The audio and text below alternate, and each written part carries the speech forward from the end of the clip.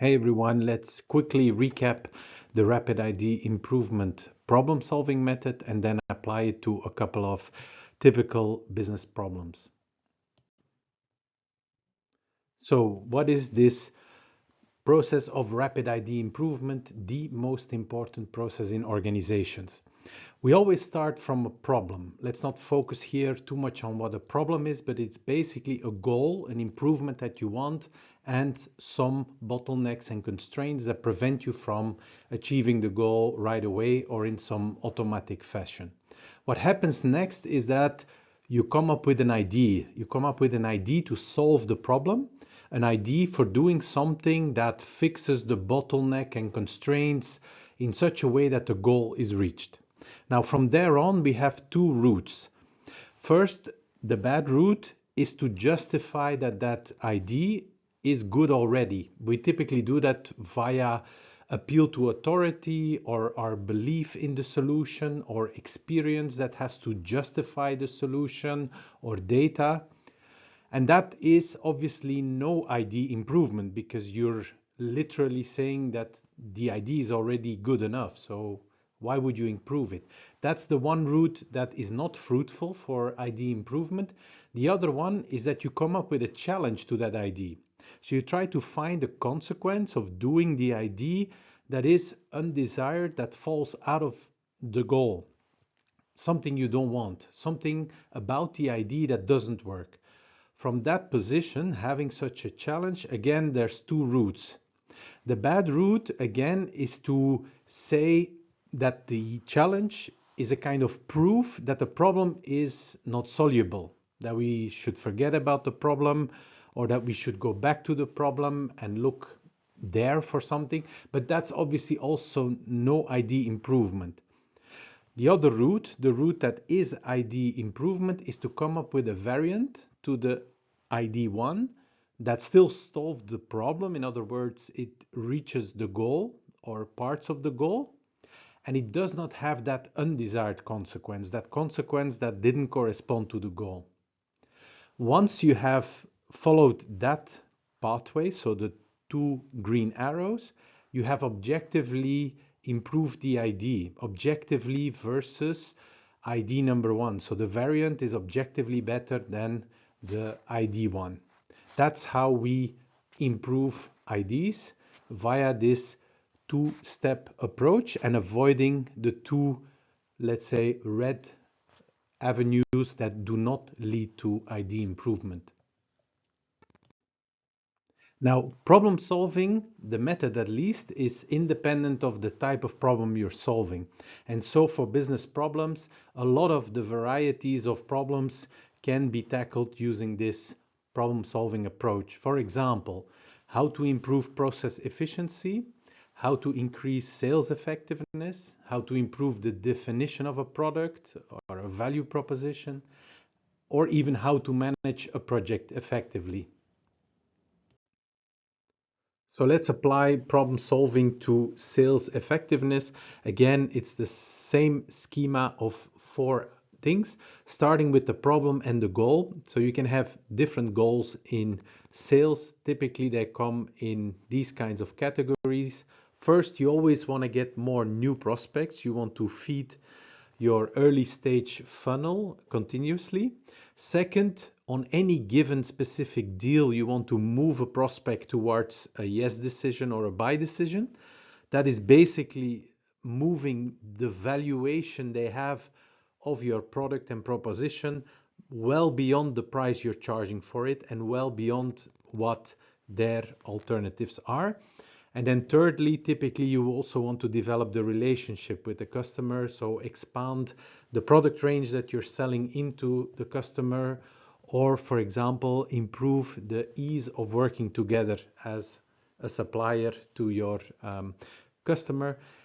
So those are three categories of goals that consist of the sales effectiveness problem. Now, bottlenecks and constraints are always objections to your offer, objections to your intention to start develop a relationship or have some customer accept a deal or an offer. And so those objections can be related to a lack of trust in either your company or you as a salesman or your product, or no interest at the moment, no budget, so price is too high, bad timing, or product misfit. It can also be that the prospect has a particular preference for alternatives, so not having any particular objection with your offer yet, but just a preference or a loyalty to alternative suppliers, existing suppliers. And obviously, a bottleneck and a constraint is also that you have to have a minimum gross margin so that you again cannot lower the price at an arbitrary low level so you get the deal and you get the sale. What you're going to do is come up with solutions, typically creatively many different solutions that are all actions and choices that should fix those bottlenecks and constraints, so should fix and solve the objections in a way that the goal is reached. So typically as a salesperson, your solutions will consist of two things: questions you're going to ask, so what customers need, why they have particular objections, why they prefer alternatives. So you will want to get to know a lot more about a customer. That's part of your solution. And you then at some point will obviously also have a specific proposal or offer that you are conveying. Now, for both the questions you want to ask and the proposal or the offer you want to make, you will want to explain how those questions or that offer specifically is going to solve the objections such that there's a chance that you reach your goal, that you get to a buy decision, or that you get to a first getting to know each other meeting, whatever your goal is. And again, here, as always, there can be multiple solutions because there are multiple ways in which you can address a bottleneck and a constraint, multiple questions, multiple proposals, different proposals that you can do, each of them having a different effect on the specific bottlenecks or constraint.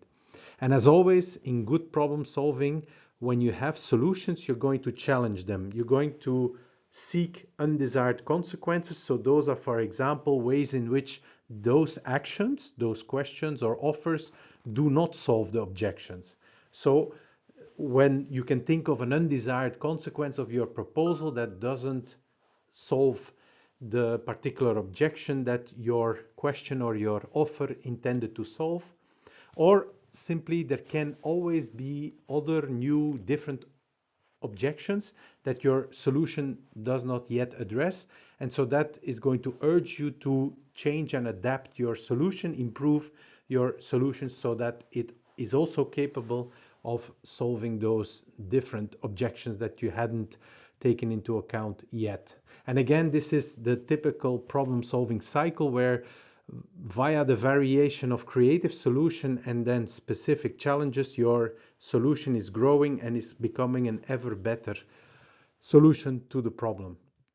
Now, why is this important, or what's key here is that by doing this, by coming up with several solutions, several variants, and eliminating the ones that don't work based on challenges and preserving the ones where you do not have any challenges for, is that you grow a better, ever better understanding of what kind of deal can work, like what kind of deal is optimally solving the objections of your prospect and hence can result in a go or in a buy decision.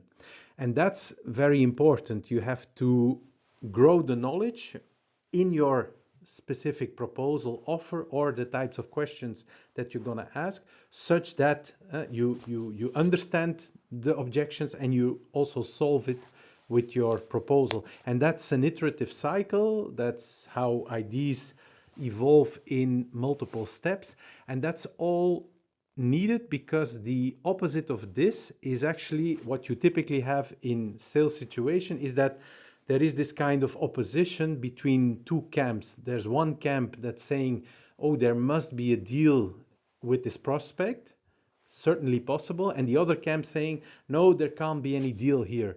And so if you don't improve your ideas for how to get to a deal via this problem solving method, the two camps are just going to defend their stance, and their stances are either there's a deal in here, or there's no deal in here.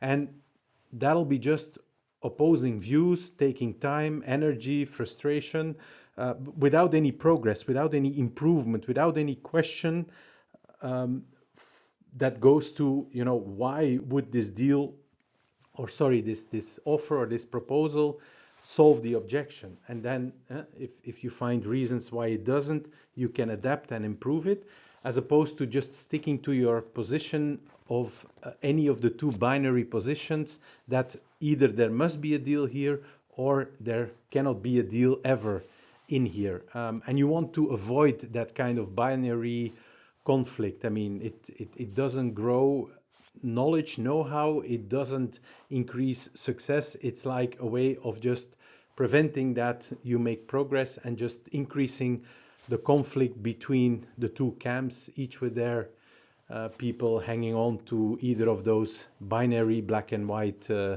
positions. Problem solving is the way out of that. Problem solving leads you to grow the quality of your questions and the quality of the proposals and offers that you're eventually proposing, and the way in which that they are tackling and solving the real objections that you have figured out that prevent prospects from engaging with you. That's the essential reason why problem solving is so important, even in an activity such as sales. So if you are facing right now any of these different business problems, be it a process efficiency problem or sales effectiveness or product definition or even project management problem, and you're interested in this approach, don't hesitate to visit us at rapididimprovement.com. You can book a free introduction to the approach there and a demo of our AI supported online software platform.